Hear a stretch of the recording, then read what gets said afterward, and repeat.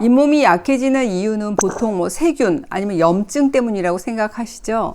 맞습니다. 플라크, 또 치석, 뭐 흡연, 또 영양 불균형 이렇게 잇몸 건강에 악영향을 주는 게 많죠. 근데 오늘은 그런 얘기가 아니라 아마 대부분이 놓치고 있는 좀 훨씬 근본적이고 이건 의외다 하시는 그런 원인 알려드리려고 합니다. 잇몸이 약해지는 원인은 다양하죠. 뭐 세균이 번식하면서 염증이 생기기도 하고, 양치를 너무 세게 한다든지 딱딱한 칫솔을 써서 잇몸이 깎이기도 합니다. 그리고 또 혈류가 준다든지 면역력이 떨어지면 잇몸에 염증이 쉽게 생기고, 비타민, 뭐 호르몬의 불균형, 또 나이에 따른 조직 악화 이런 것들도 영향을 주게 되죠. 특히 치아하고 잇몸 사이의 공간에 이물질이 끼게 되면 거기서 세균이 증식하게 되고, 이 세균이 만든 플라크와 독소가 우리 잇몸 조직을 자극해서 염증이라는 게 시작이 됩니다. 근데 이 상태가 지속이 되잖아요. 그럼 잇몸뼈가 파괴되고 치아가 흔들리기 시작하는데, 이물질은 단순한 부수적인 요인이 아니라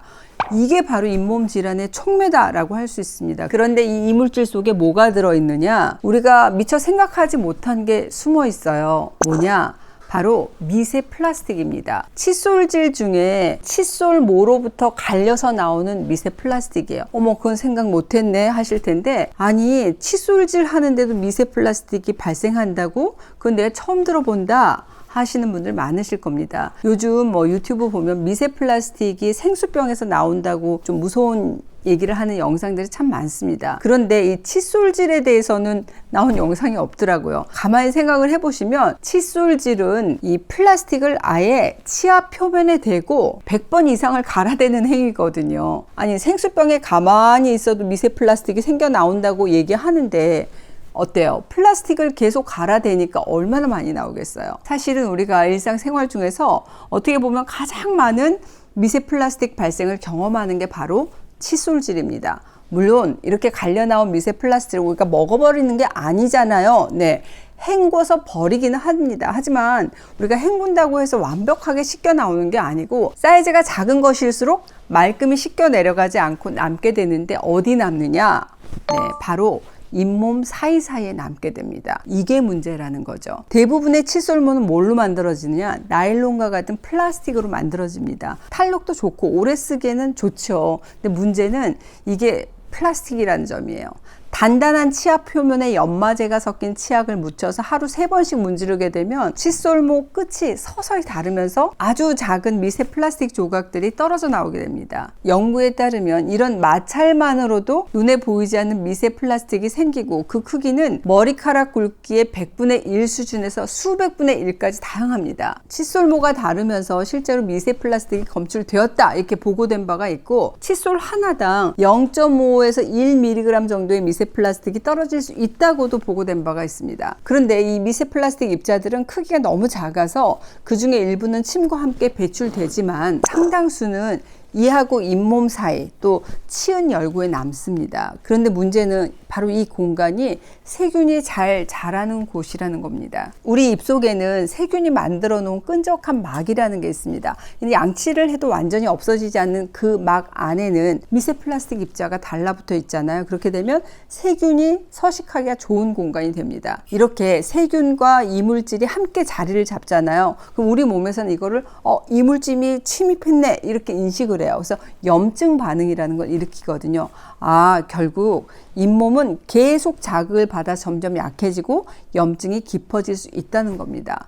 물론 아직까지는 뭐 칫솔에서 나온 미세 플라스틱이 잇몸병을 직접 일으킨다 이런 확실한 인체 연구는 없습니다. 그렇지만 임플란트 주변이라든지 치아 재료에서 떨어진 미세 입자가 염증을 일으키는 과정이 관찰되고 있어요. 즉 아주 작은 입자가 우리 잇몸 속으로 들어가게 되면 몸은 이걸 이물질로 인식해서 반응하고, 그 결과로 염증이 커질 수 있다는 그런 점에서 같은 메커니즘으로 추정된다는 겁니다. 근데 문제는 여기서 끝이 아닙니다. 일부 치약에서는 폴리에틸렌이라고 하는 아주 미세 플라스틱 알갱이가 들어있거든요. 우리가 이거를 마이크로 비드 이렇게 부르고 있는데, 광택을 내고 세정력을 높이기 위해서 넣는 성분입니다. 그런데 이 입자들은 물에 잘 안 녹아요. 그렇기 때문에 양치한 후에도 네, 입속에 일부가 남아있을 수 있습니다. 특히 잇몸이라든지 치아 사이에 이 좁은 틈으로 들어가게 되면 완전히 씻겨나가지가 않아요. 그 부위에서 세균이 번식하면서 잇몸을 더 자극할 수 있다는 보고가 있어요. 그러니까 칫솔에서 떨어지는 미세 플라스틱에 더해서 치약 속에 있는 마이크로 비드까지 합쳐지잖아요. 그럼 나도 모르는 사이에 구강 속에 있는 이중 노출 경로가 생기는 겁니다. 그렇다면 어떻게 해야 될까요? 먼저 양치를 너무 세게 하지 마세요.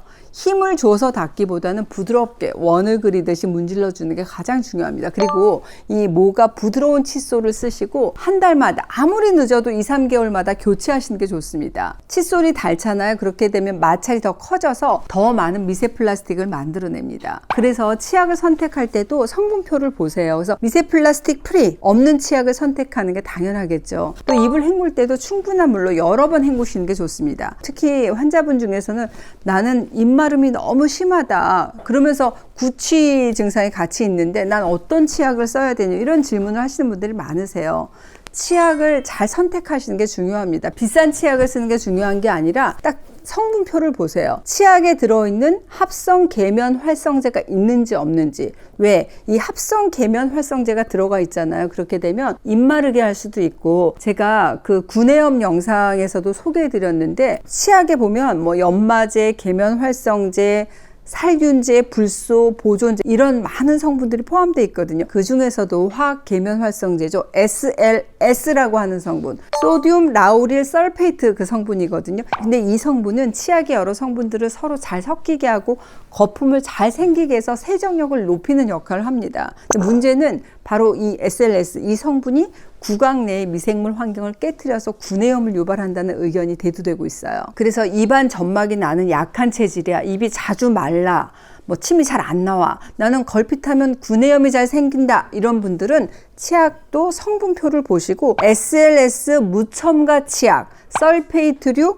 무첨가 치약인지를 확인하고 고르시는 게 좋습니다. 가급적이면 이 성분이 뭐 자연 유래 계면 활성제인지 확인하고, 구강 내 유해균을 억제하고, 기왕이면 치주 질환, 뭐 잇몸 질환 관리에 도움이 되는 치약을 고르시는 것도 지혜라고 할 수 있습니다. 가글도 마찬가지예요. 아셨죠? 우리가 구강 건강을 위해서 어때요? 하루 3번 양치하잖아요. 하지만 이 양치질이 오히려 잇몸을 약하게 만들 수 있다는 사실 오늘 알려드렸습니다. 칫솔, 치약, 가글, 다 내가 놓쳤던 것들이네. 네, 보이지 않는 미세 플라스틱, 이제는 입속에서도 예외가 아닙니다. 양치할 때 힘 빼고 부드럽게, 옳게 알고 제대로 해야지 건강한 잇몸을 지킬 수 있습니다. 오늘도 해밀리 하세요. 코리안 테라피 김소영 해밀리 코리안 테라피